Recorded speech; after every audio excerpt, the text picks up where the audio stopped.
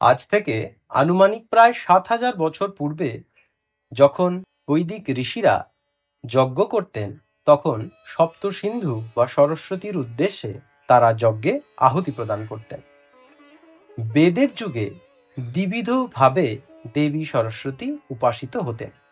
একটি তার দেবী স্বরূপে, দ্বিতীয়টি নদী স্বরূপে। পবিত্র ঋগ্বেদের ভাষ্যকার সায়নাচার্যের ভাষ্যে সেই উল্লেখ আমরা পাই। সায়নাচার্য বলছেন, দ্বিবিধা হি সরস্বতী বিগ্রহ বন্দেবতা নদী রূপা চ।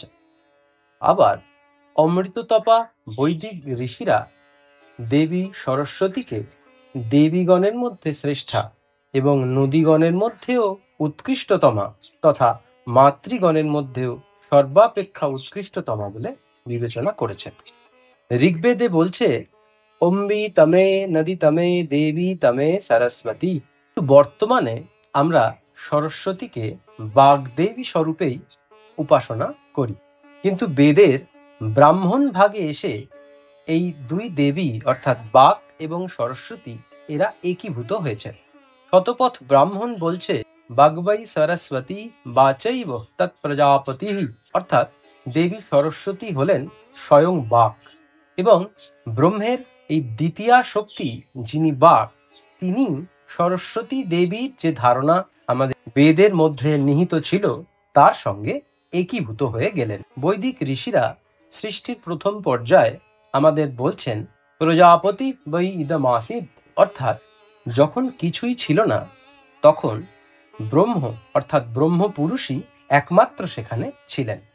যখন তিনি তার দ্বিতীয়া শক্তি হিসেবে প্রকাশিত হতে চাইলেন, তখনই তিনি বাক স্বরূপে প্রকাশিত হয়েছিলেন। তস্য বাক দ্বিতীয়া আসিদ, অর্থাৎ বাক স্বরূপেই তিনি এক থেকে দ্বিতীয় হয়েছিলেন।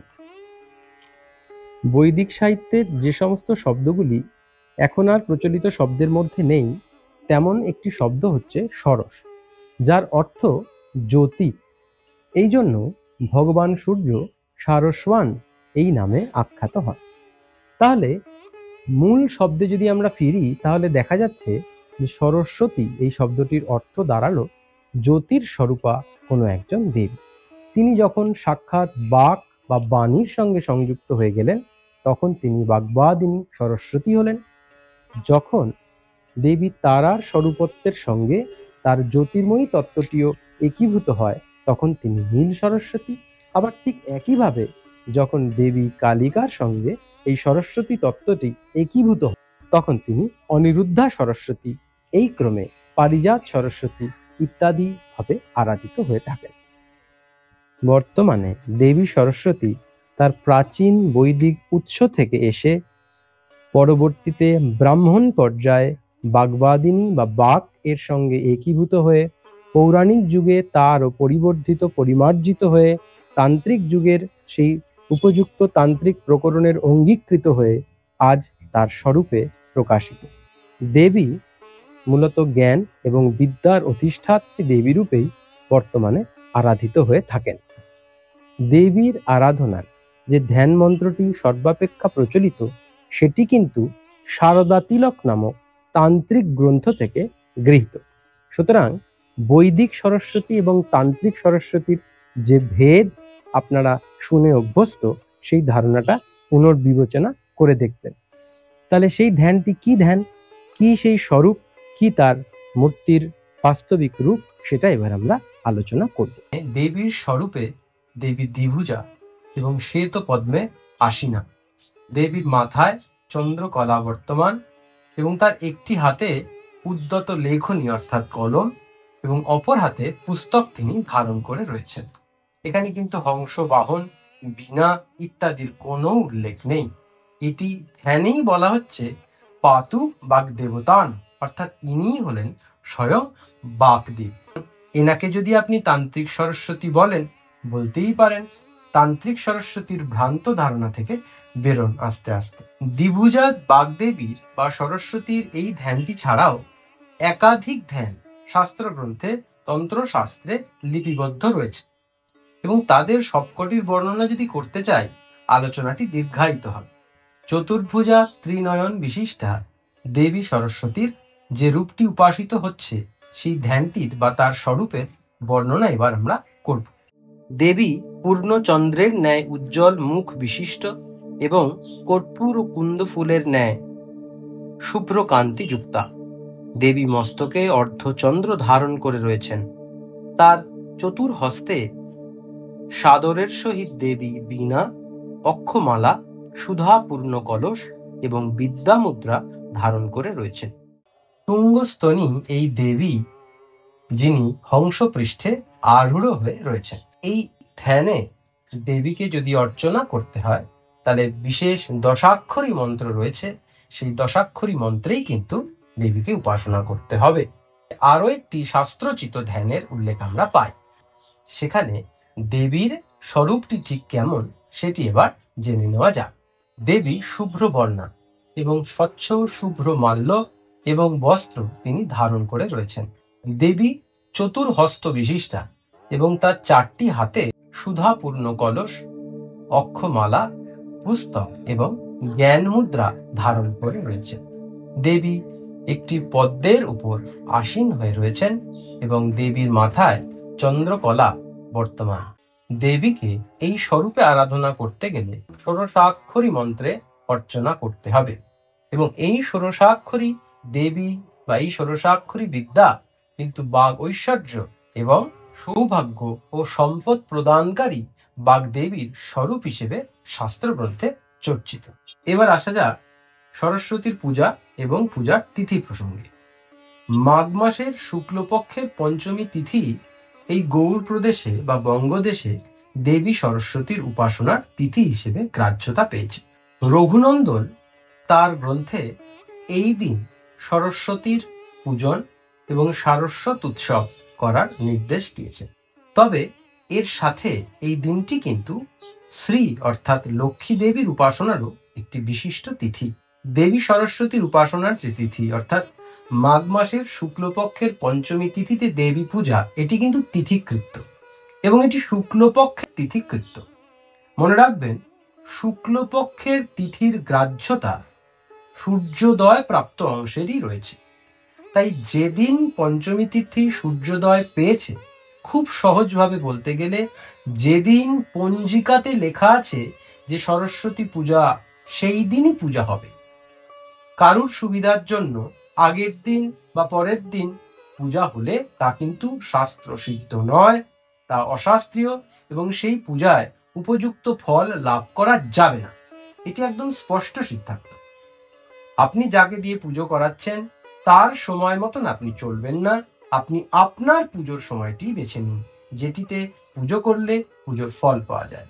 শাস্ত্র বলছে একাহুতি কালে চ নকালে লক্ষ কোটায়, অর্থাৎ উপযুক্ত সময়ে একটি আহুতি দেবীর প্রীতি সাধন করতে পারে, কিন্তু সেই উপযুক্ত মহেন্দ্রক্ষণ, সেই উপযুক্ত তিথিটি পার হয়ে গেলে লক্ষ কোটি আহুতি দিলেও দেবী প্রীত হন না এবং দেবীর পূজা তার কাছে পৌঁছয় না।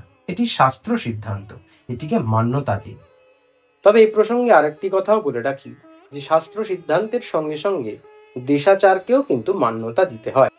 রঘুনন্দনের স্মৃতি বলছে যে ওই দিন অর্থাৎ সরস্বতী পূজার দিন লেখনী অর্থাৎ কলম, মৎস্যাধার অর্থাৎ দোয়াত, পুস্তক ইত্যাদিদের আরাধনা করতে হয় এবং ওই দিন অনধ্যায়ন এবং ওই দিন অধ্যয়ন করলে দেবী সরস্বতী কুপিত হন।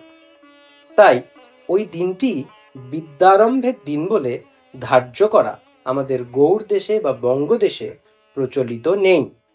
তার উপযুক্ত প্রমাণ আপনারা পঞ্জিকাটি খুললেই পাবেন। পঞ্জিকায় দেখবেন দিন বিশেষে লেখা থাকে অদ্য বিদ্যারম্ভ, অর্থাৎ এই দিন বিদ্যারম্ভ বা হাতে খড়ি করা যাবে। সরস্বতী পুজোর দিন কিন্তু সেটা লেখা থাকে না। তাই কোনোভাবেই কারুর দ্বারা প্ররোচিত হয়ে সরস্বতী পুজোর দিন বিদ্যারম্ভ করবেন না। দেশাচারকে মান্যতা দিতেই হয়। তাই সরস্বতী পুজোয় পলাশ ফুলের ব্যবহার, আবিরের ব্যবহার, আমের মুকুলের ব্যবহার, এটিও কিন্তু কোনো শাস্ত্র সিদ্ধান্তে লিখিত নেই। তা সত্ত্বেও এগুলোকে আমরা পুজোর সঙ্গে অঙ্গীকৃত করে নিয়েছি। দেবী সরস্বতী হলেন বিদ্যার দেবী, জ্ঞানের দেবী, বাক শক্তি বা বাক দেবী এবং বাণী। তাই যারা শিক্ষার্থী যারা পঠন এবং পাঠন ব্যবস্থার সঙ্গে প্রত্যক্ষভাবে সংযুক্ত, দেবী সরস্বতী তাদের কাছে অন্যই তাৎপর্য বহন করে। তবে দেবীর উপাসনা শুধু একটি দিনের জন্য কিন্তু নয়। শাস্ত্রে বহুবিধ নির্দেশ রয়েছে, যেটা যারা শিক্ষার্থী তারা নিত্য অধ্যয়ন কালে অর্থাৎ পড়াশুনো করার সময় যদি সেই মন্ত্রটি, সেই শ্লোকটি পাঠ করে পড়াশুনো করেন, তবে শাস্ত্র বলছে সেই পড়া খুব দ্রুত আপনি অধিগত করে নিতে পারবেন এবং আপনার স্মৃতিতেও সেই পড়া, সেই ইনফরমেশন, সেই তথ্য বহুক্ষণ যাবৎ স্থায়ী হবে। যে কোনো শুভ্র বস্তু দেবী সরস্বতীর অত্যন্ত প্রিয়। শুভ্র পুষ্প অর্থাৎ সাদা ফুল, শুভ্র মাল্য সাদা মালা, শুভ্র আভরণ শঙ্খের আভরণ, শুভ্র বস্ত্র শ্বেত চন্দন ইত্যাদি দেবীর উদ্দেশ্যে প্রদান করলে দেবী সরস্বতী বাগবাদিনী অত্যন্ত প্রীত হন। শতপথ ব্রাহ্মণ দেবী সরস্বতীর পূজা এবং আরাধনা সম্পর্কে আরও একটি গুরুত্বপূর্ণ তথ্য আমাদেরকে প্রদান করে। বৈদিক যাগ, সৌত্রামিনী যাগ, সরস্বতী যাগ প্রভৃতিতে দেবী সরস্বতীর উদ্দেশ্যে মেষ অর্থাৎ ভেড়া বলিদান করার রীতি ছিল। শাস্ত্রে বলছে যে দেবী সরস্বতীর সামনে যদি মেষ পশু অর্থাৎ ভেড়া বলিদান করা হয়, তাহলে তৎক্ষণাৎ দেবী সেই বলি প্রদাতাকে বাক সিদ্ধি এবং বাক বৈভব প্রদান করে। তন্ত্রশাস্ত্র দেবী সরস্বতী বা বাগদেবীকে মহাবিদ্যা হিসেবে বর্ণনা করেছে। বিজয়মালিনী তন্ত্রে যে মহাবিদ্যার স্বরূপ উল্লেখ রয়েছে, তাদের মধ্যে দেবী সরস্বতী বা বাগদেবী একজন।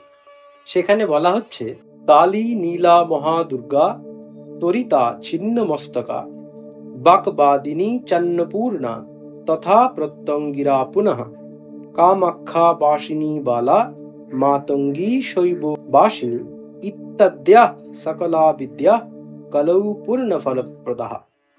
অর্থাৎ ব্রহ্মস্বরূপ মহাবিদ্যা রূপে দেবী সরস্বতী বা বাগদেবী কিন্তু তন্ত্রশাস্ত্রে প্রতীয়মান হয়েছে। সেখানে আরো বলা হয়েছে যে দেবী সরস্বতী এই কলিযুগে পূর্ণ ফলপ্রদা দেবীদের মধ্যেই অন্যতমা। রঘুনন্দন সম্বৎসর প্রদীপ থেকে দেবী সরস্বতী পূজার যে নির্দেশ উল্লেখ করেছে, সেটিতে বলা হয়েছে, পঞ্চম মাং পূজয় লক্ষ্মীম পুষ্পধূপান্ন বারিভিঃ মৎস্যাধারং লেখনীঞ্চ পূজয়েন ন লিখেত ততঃ মাঘে মাসি স্থিতে পক্ষে পঞ্চমী যা শ্রিয়ঃ প্রিয়া তস্যাং পূর্বন্ন এবেহ কার্য সারস্বতোৎসবঃ। অর্থাৎ মাঘ মাসের শুক্লপক্ষের পঞ্চমী তিথিতে পূর্বাহ্নে দেবী সরস্বতীর পূজা বিধেয়। ওই দিন মৎস্যাধার লেখনী সহ দেবী সরস্বতী এবং শ্রী অর্থাৎ লক্ষ্মী দেবীর পূজা করতে হয় এবং ওই দিন অনধ্যায়ন। অম্ভৃণ ঋষির কন্যা বাক, যিনি ব্রহ্মজ্ঞান লাভ করে পরম বিদুষী হয়ে উঠেছিলেন, তিনি তার শ্রীমুখে তার স্বরূপ বর্ণনা করেছেন এবং এই তার স্বরূপ বর্ণনাটি ঋগ্বেদের দেবী সূক্ত, যেখানে দেবী বাক স্বরূপা হয়ে সমস্ত ব্রহ্মাণ্ডই যে তার অংশীভূত অর্থাৎ তার অংশ, তাই প্রতীয়মান করেছেন। তাই ঋগ্বেদের যে দেবী সূক্ত তা আমাদের ব্রহ্মজ্ঞান উপলব্ধি করায় এবং এই ব্রহ্মজ্ঞান বা ব্রহ্মস্বরূপ যে তত্ত্বে এসে লীন হয়, তাই হল বাক বা দেবী সরস্বতীর প্রকৃত স্বরূপ। তিনি ব্রহ্মরূপা এবং জ্ঞান চৈতন্য দায়িনী।